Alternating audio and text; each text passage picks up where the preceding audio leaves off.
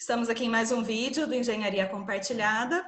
Hoje, na nossa entrevista, nós vamos conversar com o engenheiro Enio Canavelo Barbosa, que é um dos diretores da ABS, e ele vai comentar conosco um pouco aí sobre os impactos da pandemia na área de engenharia estrutural, no trabalho do engenheiro, e também aí trazer algumas novidades sobre a entidade da qual ele é diretor. Enio, muito obrigada. Gostaria que você contasse um pouco para nós como está o seu trabalho, como estão sendo os seus projetos nesse período aí de pandemia. Obrigado, Adriana. Boa tarde a quem está assistindo a esse vídeo, né? O que a gente sente na nossa área de projetos foi que a maioria das consultoras não pararam as obras. Inclusive, ela não estava inclusa nos pacotes, tanto de qualquer esfera do governo municipal, estadual, federal, né? Que você podia tocar obras. Então, o pessoal de obras tentou alinhar com os protocolos, álcool em gel, o uso da máscara, não ter todo mundo saindo e entrando no mesmo time, almoços escalonados, né? Uhum. Então, as obras continuaram. E, em cima disso, os projetos também continuaram, né? Então, os projetos não pararam. Quase todos os escritórios mandou o pessoal trabalhar em casa, né? Cada um de um jeito. Aqui no escritório, cada um levou um computador, outro levou um notebook que eu tinha a mais, coisa e tal. Uhum. Com certeza, a produtividade caiu um pouco nesse distanciamento que a gente tem dos funcionários, né? Mas as coisas têm que evoluir, porque a gente tem que entregar o serviço, então a gente está conseguindo, né? Atender às necessidades dos nossos clientes, né? Com relação à parte, vamos dizer, estrutural, o que acontece? A gente não tem muito, vamos dizer, acompanhamento de obra. Então, as nossas reuniões começaram a ser virtuais com o restante da equipe, né? Uhum. De certa maneira, isso é bom, porque é uma cidade grande feita de São Paulo, que a gente tem um problema de deslocamento que demora quase uma hora. Eu me programava se a reunião começava às 2, sair do escritório 1h da tarde, porque você tem que pegar o carro, se apresentar na portaria, normalmente é 1 hora, quando a coisa é muito perto do escritório. Se for em outro município, tem que pôr 2, 3 horas. No caso sendo virtual, é 3 minutos, é abrir, apertar o Zoom e está todo mundo lá, né? Mas eu senti um pouco, no começo, foi as plataformas não serem tão eficientes, tinha um problema de comunicação sério. Eu acho que isso cada vez mais está melhorando. E também a parte da inferência entre a equipe quando faz por videoconferência, né? Uns têm a mania de levantar a mão, outros já atropelam numa pergunta, então as reuniões não são tão rápidas como a gente imaginava, né? Mas eu acho que, de certa maneira, a gente conseguiu, vamos dizer, se educar para isso, né? Então, as reuniões começaram a terem performance melhores, né? No começo, as primeiras 3, 4 reuniões, a gente sentiu uma certa dificuldade, né? Não sei por que motivo, não sei se é problema de idade. Eu me sentia bastante cansado depois de terminar uma videoconferência, né? Muito mais que uma presencial. Não sei se é a tensão de olhar para a tela, porque a gente não vê direito as reações, está se dando opiniões sobre algum problema que aparece durante a reunião, né? E outra coisa que você tem comentado um pouco é falar sobre o processo BIM, né? Isso, eu ia até te perguntar aí sobre o BIM, se ele tem ajudado aí nas equipes de engenharia, na integração dos profissionais durante essa jornada aí, como a gente estava conversando, que tem o profissional aí responsável pelo ar-condicionado, o outro da pressurização. Se a gente pensar nesse contexto da pandemia, essa tecnologia BIM tem sido uma aliada também. Então, vamos lá. A gente está no BIM, no mesmo estágio como estava na década de 80 para 90, com relação aos desenhos Do eletrônicos, AutoCAD, né? O né? famoso AutoCAD. A gente sofreu bastante no começo, agora com o BIM a gente está vendo também esse problema de engrenar os projetos um com o outro, a gente está tendo uma certa dificuldade, que é normal, porque é uma plataforma nova, é um jeito de trabalhar novo. O que eu sinto é que isso veio para ficar, não é uma moda, na verdade, isso vai ser cada vez mais incorporado, né? Algumas consultoras já estão começando a fazer coordenação BIM, né? Uhum. E aí, quando começa com um, passa para a segunda, passa para a terceira, quando vai ver, está todo mundo já falando na mesma linguagem, né? Sim. O problema todo é um acerto de troca de informações entre plataformas diferentes, arquitetos que usam uma plataforma, outros que usam outra, Uhum. como se interagem isso. Agora a gente está sofrendo bastante, mas é natural. Não sei te falar se daqui a 2 anos vai ser muito Uhum. automatizado, mas a O tendência é período aí de essa. pandemia deve ter acelerado esse Sim, processo também, né? sim, acelerou, mas estamos sofrendo um pouquinho, estamos Uhum. sofrendo um pouco, porque tem muitas interfaces no modelo espacial diferente do modelo em planta. Uma que eu vou te dar Uhum. como dado é o arquiteto desenhar, porque até hoje a gente vai ter que mandar os documentos impressos em papel para a obra. Não vamos mandar um modelo virtual numa tela de computador. Você não manda um tablet, Então, né, por exemplo? não dá. Ainda temos que trabalhar com papel. E pode ser que no futuro, mas por enquanto não vejo como ainda não mandarmos o papel para a obra, mesmo o Uhum. papel para os ferreiros, para os armadores, por enquanto ainda vamos trabalhar ainda um bom tempo ainda no 2D, que é o nosso papel. As coordenações, o jeito de projetar em 3D, eu acho que isso já está se mostrando, vamos dizer, uma tendência muito grande, né? Mas uma curiosidade, assim, quando a gente fala em 3D, e é isso que eu estou sentindo um pouco, vou te dar um dado, é que vire o modelo para o norte magnético ou o norte verdadeiro. E a gente não desenha no papel assim, a gente desenha X, Y, ou é paralelo a um lado do terreno ou paralelo à rua. Mas no Uhum. modelo eles querem que fique virado. Outro problema, onde coloca esse modelo no espaço? Uhum. Nada se usa. Então, teoricamente, a gente está em São Paulo, a uns 700, 800 metros do nível do mar, então teria esse modelo a 800 metros do nível do mar. Só que algumas Certo. plataformas, quando deslocam ele a essa magnitude, perde precisão, Entendi. entende? E até brinquei na última reunião que eu tive, uma discussão é que daqui a pouco a gente vai pegar o modelo e colocar ele, já tem isso, já trabalhei em alguns projetos referenciado à longitude e latitude. Então, isso Atitude. significa que o oceano está no globo terrestre. Mas eu Uhum. falo, mas o globo gira, então a gente está andando a uns 100 mil quilômetros por hora, porque a gente está dando uma volta, né, para fazer as 24 horas. Então a gente vai colocar o zero, é o centro do Sol, que é o nosso sistema solar. Então as coordenadas vão dar não Em uma sei, outra né? escala, né?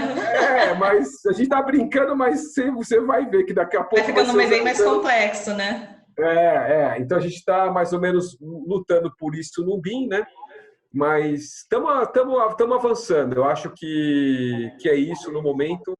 É vamos dizer, uma necessidade Uhum. que vai ser uma coisa natural, né? Daqui a No pouco. Ninguém mais vai amadurecimento, falar. né? Assim como quando abri escritório eu tinha prancheta, hoje eu não tenho prancheta. Na Uhum. verdade é isso, né? Então daqui a pouco vai Entendi. falar, eu precisava do 2D, não vai ter. Mas por enquanto ainda não estamos, a gente está começando a engatear, né? Mas é isso. Enio, e por último, como que tem sido o trabalho aí na ABS nessa conjuntura que nós estamos passando? Você comentou aí que vocês já estão preparando um evento também que era presencial e vocês estão migrando para o ambiente online. Como que tem sido o trabalho de vocês? E se você puder antecipar algumas informações desse evento? Tá. Então, a ABS é uma associação, né, que olha, né, as necessidades do engenheiro de estruturas, né? E a gente tem uma vez por ano um encontro, né, um encontro Uhum, anual que a gente traz palestrantes internacionais, prepara um dia com palestras bastante interessantes para o nosso meio e junto a gente que é o nosso patrocinador master é a Gerdau. Então a gente também tem um prêmio, né, que a gente chama Prêmio uhum, Talento. Então, a gente tem um júri, a gente escolhe projetos de edificações de grande porte, pequenas edificações, jovens talentos, e a gente escolhe, nesse dia também, a gente entrega um prêmio, né, uhum. dessas edificações. É um trabalho bastante interessante. A gente tem ideia, né, de continuar com esse prêmio. Esse ano, provavelmente por esse problema da Covid, a gente vai evitar. A gente decidiu não fazer o nosso evento, vai ser um evento não Online, presencial, né? vai ser um evento virtual. E o evento de um dia, vamos separar ele em 3 fins de tarde, né? Já temos um aceite de um dos palestrantes, o professor Hugo Torres, da Espanha. Da Espanha. Isso, e temos palestras interessantes de cases, de obras, né, de mistura entre pré-fabricado e estrutura convencional, né? Dá mais velocidade para a obra, né? E mais ou menos é isso. A gente, esse ano, estamos quase com certeza que a gente não vai ser pago o evento vai ser gratuito, né? Gratuito. Então, a gente entende que vai ter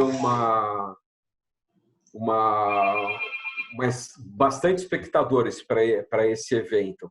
A gente também, durante a Covid, começamos a fazer alguns casos, né, vamos dizer, de palestras sobre ATP, sobre luvas, sobre alguns temas interessantes, e a gente tem um público da ordem de 300 pessoas, né? Porque isso dá videoconferência, dá oportunidade quem está fora do grande centro de participar, né? Da Quem pessoa que não está em tinha Natal, possibilidade de se Aracaju. deslocar, né? Isso é muito interessante. É uma plataforma que ajuda bastante a essa divulgação, né? Então, a gente vê bastante que a gente consegue entrar, né? Porque é um país muito grande, então a gente consegue Sim. chegar aonde não conseguia. E é uma curiosidade, eu estou há quase mais de 15 anos na diretoria da ABS, e alguns diretores regionais não conheço pessoalmente. Quando tem a videoconferência, você é o fulano de tal, sou, né? Sim. Muito interessante isso, né? Isso ajuda bastante, né? E aí Tá? mantém o trabalho da entidade também, né? Que vocês também não pararam nesse período, né? Não paramos. O pessoal que é a Elaine, que é a nossa secretária lá, trabalha em casa, né? A gente tem mais 2 pessoas, a Juliana e a Renata, todas trabalhando em casa. A gente recebe as fichas de novos associados, dúvidas, tudo trabalhando em casa, né? Então, a associação não parou por causa do problema da Covid, né? Então, Entendi. a única coisa que parou foi as reuniões presenciais. Mas o Que nosso migraram aí dia a para as dia, plataformas online, mas, enfim, foi a sim. alternativa.